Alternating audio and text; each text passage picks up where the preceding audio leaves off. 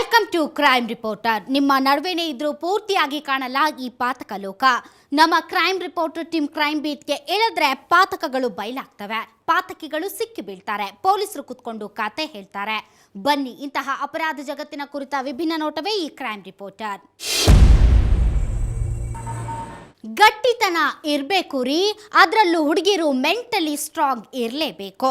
ಇಲ್ಲ ಅಂದ್ರೆ ಇವತ್ತಿನ ಸಮಾಜ ಅವರನ್ನ ಹರಿದು ತಿನ್ಬಿಡುತ್ತೆ. ತೀರಾ ಮೃದು ಸ್ವಭಾವದ ಭಾವುಕ ಹೆಣ್ಮಗಳೊಬ್ಳು ಪ್ರಳಯಾಂತಕನಂತಹ ಹುಡುಗನ ಕೈಗೆ ಸಿಕ್ಕಿಬಿಟ್ರೆ ಹೇಗೆ ಹೈರಾಣಾಗಿ ಹೋಗ್ತಾಳೆ, ಎಂತಹ ಮೋಸಕ್ಕೆ ಒಳಗಾಗ್ತಾಳೆ ಅನ್ನೋದಕ್ಕೆ ಸಾಕ್ಷಿಯಾಗಿ ನಿಂತಿದ್ದಾಳೆ ಇಲ್ಲೊಬ್ಬ ಅಮಾಯಕ ಹುಡುಗಿ. ಇದು ಹೆಣ್ಣಿನ ಅಡ್ಜಸ್ಟ್ ಆಗೋ ಸ್ವಭಾವವನ್ನ ಮನ ಬಂದಂತೆ ದುರುಪಯೋಗ ಪಡಿಸಿಕೊಂಡ ಮಾನ್ಗೇಡಿ ಗಂಡಸಿನ ಕಥೆ. ಹೂವಿಂದ ಹೂವಿಗೆ ಹಾರುವ ದುಂಬಿ ಏನನ್ನು ಹಾಡುತ್ತಿದೆ,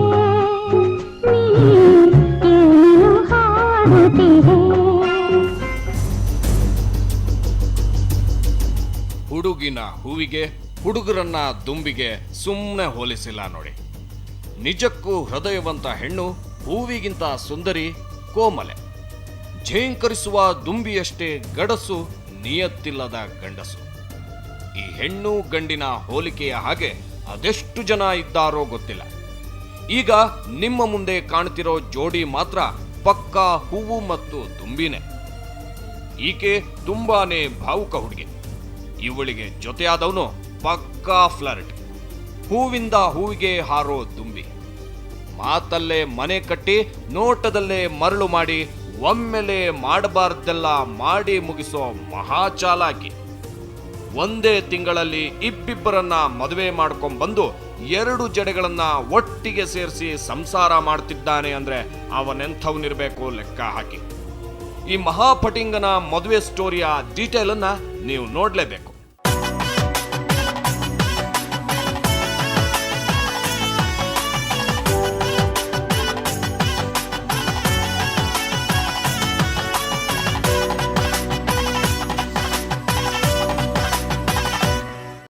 ನೈಟ್ ಪ್ಯಾಂಟಲ್ಲೇ ಮದುವೆ ಮಾಡ್ಕೋತಿದ್ದಾನೆ ಅಂದ್ರೆ ಇವನ ಸ್ಟೋರಿ ಏನು ಅನ್ನೋದು ನಿಮಗೆ ಅರ್ಥವಾಗಿರಬಹುದು. ಹುಡುಗಿ ಜೊತೆ ಮನಸ್ಸು ಬಂದಾಗಲೆಲ್ಲ ಮಲಗೇಳೋ ಮಾಡರ್ನ್ ಬ್ರಹ್ಮಚಾರಿಗೆ ಮಲಗಿದ್ದಲ್ಲಿಂದಾನೆ ಎತ್ತಾಕೊಂಡು ಬಂದು ಮದುವೆ ಮಾಡಿಸ್ಬೇಕಾಗಿತ್ತಲ್ವ. ಅದನ್ನೇ ಮಾಡಿರೋದು ಚಿತ್ರದುರ್ಗದ ಜನ. ಹೀಗೆ ಹಿಡ್ಕೊಂಡ್ಬಂದು ಹಾರ ಹಾಕಿಸ್ಕೊಂಡವನ ಹೆಸರು ಮಂಜುನಾಥ. ವಯಸ್ಸು 24-25 ಇರಬೇಕು. ಚಿತ್ರದುರ್ಗದ ಅಂಬೇಡ್ಕರ್ ನಗರದಲ್ಲಿ ವಾಸವಾಗಿರೋ ಹರಳಯ್ಯ ಸುನಂದಮ್ಮ ದಂಪತಿಯ ಹಿರಿಯ ಮಗ ಇವನು. ನಗರದ PVS ಕಾಲೇಜಿನಲ್ಲಿ ಹೆಲ್ತ್ ಇನ್ಸ್ಪೆಕ್ಟರ್ ಟ್ರೈನಿಂಗ್ ತಗೋತಿದ್ದಾಗಲೇ ಅಲ್ಲಿ ಲ್ಯಾಬ್ ಟೆಕ್ನಿಷಿಯನ್ ವಿಭಾಗದಲ್ಲಿ ಅಭ್ಯಾಸ ಮಾಡ್ತಾ ಇದ್ದ ಹುಡುಗಿ ಮೇಲೆ ಕಣ್ಣು ಹಾಕಿದ. ಆಕೆ ಹೆಸರು ಸುನೀತಾ. ಅಲ್ಲೇ ಹತ್ತಿರದ ಮಧುಕರಿಪುರದವಳು. ಅವಳ ಜೊತೆಗೇ ಈಗ ಮಂಜುನಾಥನಿಗೆ ಮದುವೆ ಮಾಡಿಸಿರೋದು. ಎಲ್ಲರ ಸಮ್ಮುಖದಲ್ಲಿ ಇವಳ ಕೈ ಹಿಡಿದ ಮೇಲೂ ಮತ್ತೊಬ್ಬ ಹುಡುಗಿಯ ಕತ್ತಿಗೆ ತಾಳಿ ಕಟ್ಟಿದ ಮಹಾವಂಚಕ ಈ ಮಂಜುನಾಥ. ಅವನ ಮದುವೆ ಕಥೆ ಶುರುವಾಗೋದು ಈ ಮಂಗಳ ಪತ್ರದಿಂದ. ಏಪ್ರಿಲ್ 15ನೇ ತಾರೀಕಿನ ಶುಭ ಶುಕ್ರವಾರದ ದಿನ ರೇಣುಕಾ ಅನ್ನೋ ಹುಡುಗಿಗೆ ತಾಳಿ ಕಟ್ಟೋ ತಯಾರಿ ನಡೆಸಿದ್ದ ಈ ಮಂಜುನಾಥ. ಅಷ್ಟರಲ್ಲಾಗ್ಲೇ ಪ್ರೀತಿಸಿದ ಹುಡುಗಿ ಸುನೀತಾಗೆ ಮದುವೆಯ ಭರವಸೆ ಕೊಟ್ಟು ಬಲವಂತದಿಂದ ಒಂದಾಗಿ ಕಡೆಗೆ ಆಕೆಯ ಹೊಟ್ಟೆನೂ ತೊಳಸಾಗಿತ್ತು. ಆ ನಂತರನೂ ಸುನೀತಾ ಜೊತೆ ಮದುವೆಯ ಮಾತಾಡ್ತಾ ಸಂಬಂಧ ಮುಂದುವರಿಸಿದವನು ಒಮ್ಮೆಲೆ ಮಾಯವಾಗಿದ್ದ. ಅವನು ಗಾಯಬಾಗಿದ್ದು ಮತ್ತೊಬ್ಬ ಹುಡುಗಿ ಜೊತೆ ಮದುವೆ ಮಾಡಿಕೊಳ್ಳೋದಕ್ಕೆ ಅನ್ನೋದು ಗೊತ್ತಾಗ್ತಿದ್ದಾಗೆ ಸುನೀತಾ ದಂಗಾಗಿ ಹಿರಿಯರಿಗೆ ವಿಷಯ ತಿಳಿಸಿದ್ಲು. ಅಷ್ಟಾದ ಮೇಲೆ ಗಲಾಟೆ ಆಗಿ ಮಂಜುನಾಥನ ಮನೆ ಹತ್ರ ಬಂದ್ರೆ ಅವನು ಮದುವೆ ಆಗ್ತಿರೋದೇ ಸುಳ್ಳು, ಇನ್ನು ಮದುವೆ ಪತ್ರ ಏನ್ ಮಾಡಿಸೋದು ಅಂತ ಮಾತಾಡಿ ಕಳಿಸಲಾಗಿತ್ತು. ಆ ನಂತರ ಮಂಜುನಾಥ ಅವತ್ತು ಮದುವೆ ಏನೋ ಮಾಡ್ಕೊಂಡಿರ್ಲಿಲ್ಲ. ಆದ್ರೆ ಸುನೀತಾಗೂ ಸಿಗ್ಲಿಲ್ಲ. ಯಾರಿಗೂ ಕಾಣ್ದಾಗೆ ಗಾಯಬಾದವನ ದಾರಿ ಕಾದು ಕೂತಿದ್ಲು ಈ ಹುಚ್ಚು ಹುಡುಗಿ. ಯಾವಾಗ ಆಕೆ ಮತ್ತೊಮ್ಮೆ ಪ್ರೆಗ್ನೆಂಟ್ ಅನ್ನೋದು ಕನ್ಫರ್ಮ್ ಆಯ್ತೋ ಆಗಲೇ ಮಂಜನ ಮನೆ ತನಕ ಹೋಗಿದ್ದಾಳೆ. ಅಲ್ಲಿ ಅವನಿಲ್ಲ. ತಲೆ ಕೆಡಿಸ್ಕೊಂಡು ಎಲ್ಲಾ ಕಡೆ ಹುಡುಕಾಡಿದ ಸುನೀತಾ ಮತ್ತಾಕೆಯ ಹೆತ್ತವರಿಗೆ ಮಂಜಾ ಜಗಳೂರು ತಾಲೂಕಿನ ಕಲ್ಲದೇವರಪುರದಲ್ಲಿ ತಲೆ ಮರೆಸಿಕೊಂಡಿರೋದು ಗೊತ್ತಾಗಿತ್ತು. ತಕ್ಷಣ ಅಲ್ಲಿಗೆ ಹೋಗಿ ಮನೆಯೊಳಗೆ ಅವಿತಿದ್ದವನ್ನ ಎಳ್ಕೊಂಡ್ಬಂದು ಮೋಸ ಮಾಡ್ತೀಯೇನೋ ಮಗನೇ ಅಂದ್ರೆ ಅವನು ತಣ್ಣಗೆ ನಿಂತು ಕಣ್ಣಿಗೆ ಮಣ್ಣೆರ್ಚೋ ಮಾತಾಡಿದ್ದ. ಆ ಹುಡುಗಿ ಮೋಸ ಮಾಡೋಣ ಎಲ್ಲೇ ಫಾರಿನ್ ಆಗಿರ್ಬೋದು. ಉದಾಹರಣೆ ಒಂದು ಸನ್ನಿವೇಶ ಹೇಳ್ತಿರೋದು, ನಾನೆಲ್ಲೂ ಹೋಗಲ್ಲ, ಸಿಗ್ತೇನೆ ಆಯ್ತಾ. ಆ ಹುಡುಗಿ ಬಾಳೆ ಕೊಡ್ತೀನಿ, ಮೋಸ ಮಾಡಲ್ಲ, ಜೀವನ ಕೊಡ್ತೀನಿ ಅಂತ ನನಗೆ ಗೊತ್ತಿಲ್ಲ. ನನ್ನ ವೈಯಕ್ತಿಕ ವಿಚಾರ ಅದು. ಯಾರು ನಮ್ಮನೆ ಕಡೆದಾಗಲಿ ಇವ್ರ ಮನೆ ಕಡೆದಾಗಲಿ ಯಾರು ಮಾತಾಡೋದಿತ್ತು ಅಂತ ನಾನು ಈಗ ಹುಡುಗಿನ ತಾಳಿ ಕಟ್ಟೋದಂದ್ರೆ ನಿಭಾಯಿಸೋದಾಗ್ಲಿ, ನಾಳೆ ಹೊತ್ತ ಸಂಸಾರ ಮಾಡೋದಾಗ್ಲಿ ಅಂದದು.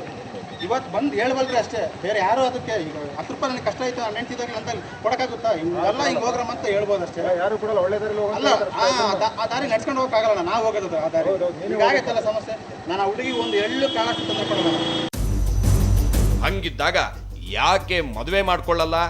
ನಡಿ ರಿಜಿಸ್ಟರ್ ಆಫೀಸ್ಗೆ ಅಂದ್ರೆ ಮಂಜಾ ಮುಂದಿಟ್ಟಿದ್ದು ಕಂಡೀಷನ್.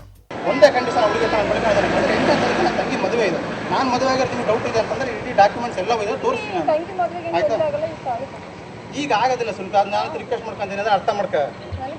ಈಗ ನಾನು ಹೆಂಗಿದ್ರು ಗೊತ್ತು, ಮರ್ಯಾದೆ ಹೋಗಿದೆ ಸರಿ ಇಲ್ಲ ಅಂತ ಹೇಳ್ತಿಲ್ಲ. ಒಂದೇ ಕೈ ಚಪ್ಪಲ್ ಹೊಡಕಲ್ಲ, 2 ಕೈ ಸೇರಿ ಚಪ್ಪಾಳೆ, ಇಬ್ಬರು ಸೇರಿ ತಪ್ಪು ಮಾಡಿ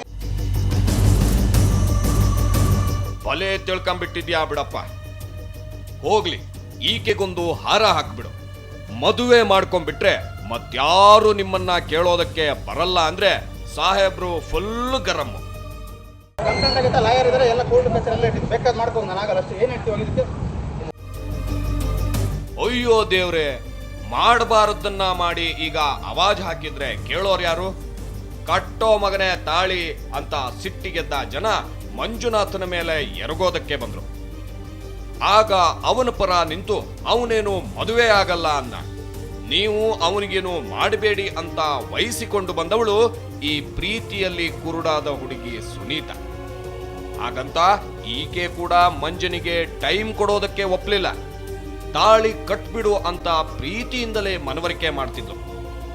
ಅವಳನ್ನ ಕನ್ವಿನ್ಸ್ ಮಾಡೋದಕ್ಕೂ ಮಂಜುನಾಥ ಪ್ರಯತ್ನಿಸಿದ್ದ.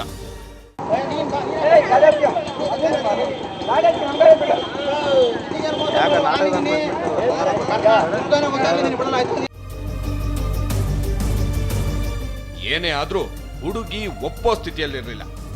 ಈಕೆ ಹೆತ್ತವರು ಮನೆಗೆ ವಾಪಸ್ ಕರ್ಕೊಂಡು ಹೋಗಲ್ಲ ಅಂದ್ಬಿಟ್ರು. ಅವನ ಜೊತೆ ಹೋಗದೆ ವಿಧಿ ಇರಲಿಲ್ಲ. ಹಂಗಾಗಿ ಮಂಜುನಾಥನ್ನ ಸ್ಟೇಷನ್ ತನಕ ಕರ್ಕೊಂಡು ಹೋಗಿದ್ದೂ ಆಯ್ತು. ಈ ಮಾನಗೇಡಿಯ ಮುಖ ಪೊಲೀಸರ ಮುಂದೂ ಸಣ್ಣದಾಗ್ಲಿಲ್ಲ. ಯಾವಾಗ ಇವನು ಪೊಲೀಸರನ್ನು ಕನ್ವಿನ್ಸ್ ಮಾಡ್ಬಿಡ್ತಾನೆ ಅನ್ನಿಸ್ತೋ ಆಗಲೇ ಸುನೀತಾ ದಿಕ್ಕು ತೋಚದವಳಂತೆ ಕಣ್ಣೀರ್ ಹಾಕೋದಕ್ಕೆ ಶುರು ಮಾಡಿದ್ಲು.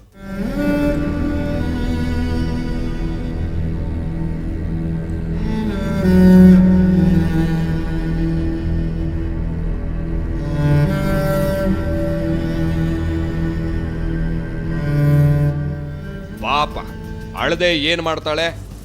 ಮಂಜುನಾಥ ನಂಬಿಕೆಗೆ ಅರ್ಹ ವ್ಯಕ್ತಿ ಅಲ್ವೇ ಅಲ್ಲ. ಈಗಾಗಲೇ ಒಮ್ಮೆ ಬೇರೆ ಮದುವೆ ಆಗೋದಕ್ಕೆ ರೆಡಿಯಾಗಿದ್ದ. ಅಷ್ಟೇ ಅಲ್ಲದೆ ಆತನ ತಂಗಿಯ ಮದುವೆ ಪತ್ರದಲ್ಲಿ ಇವನ ಹೆಸರು ಇತ್ತು.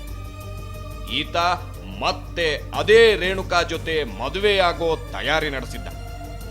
ಒಂದು ವೇಳೆ ಅವತ್ತು ಪೊಲೀಸರು ಬಿಟ್ಕಳಿಸಿದ್ರೆ ಮಂಜುನಾಥ ಮಾವನ ಮಗಳನ್ನ ಒರೆಸಿಬಿಟ್ಟಿರೋನು. ಅದಕ್ಕೆ ಸುನೀತಾ ಅವಕಾಶ ಮಾಡಿಕೊಡ್ಲಿಲ್ಲ. ಹಾಗಂತ ಅವಳು ಇವನ ಕತ್ತಿನ ಪಟ್ಟಿ ಹಿಡಿದು ತಾಳಿ ಕಟ್ಟಿಸ್ಕೊಂಡಿಲ್ಲ. ಮಾನಗೇಡಿ ಮಂಜುನಾಥ ಮಾಡಬಾರದನ್ನ ಮಾಡಿದ್ರು ಒಂದೇಟು ಹೊಡೆಯೋದಾಗಿರ್ಲಿ, ಗಟ್ಟಿ ಬೈಯೋದಕ್ಕೂ ಬಿಟ್ಟಿರ್ಲಿಲ್ಲ. ಅಷ್ಟು ಪ್ರೀತಿ ಇವಳಿಗೆ. ಇಂಥ ಹುಡುಗಿಗೆ ಈ ಮಹಾನುಭಾವ ಮಾಡಿದ ವಂಚನೆ ಮಾತ್ರ ಸಣ್ಣದಲ್ಲ. ಪ್ರೀತಿ ಮಾಡಿದವಳ ಜೊತೆ ಪ್ರಣಯದಾಟ ಆಡಿ ಕೈ ಕೊಡೋದಕ್ಕೆ ಪ್ರಯತ್ನಿಸ್ತಾ ಇದ್ದ ಪೋಲಿಯನ್ನ ಹಿಡ್ಕೊಂಡ್ಬಂದು ಪೊಲೀಸರ ಮುಂದೆ ನಿಲ್ಲಿಸಿದ್ದು ಆಯ್ತು. ಅಷ್ಟಾದ್ರೂ ಮದುವೆ ಆಗೋ ಲಕ್ಷಣಗಳು ಕಾಣಿಸ್ಕೊಂಡಿರ್ಲಿಲ್ಲ. ಆದ್ರೂ ನಂತರ ಮದುವೆ ಆಯ್ತು. ಆವತ್ತು ದೇವರ ಮುಂದೆ ಪೊಲೀಸರ ಸನ್ನಿಧಿಯಲ್ಲಿ ನಡೆದ ಮದುವೆಯಾಗಿ ಉಳಿದಿಲ್ವಾ? ಆ ನಂತರ ಮಂಜುನಾಥ ಮಾಡಿದ್ದೇನು ಅನ್ನೋದನ್ನ ಒಂದು ಬ್ರೇಕ್ನ ನಂತರ ನೋಡಿ.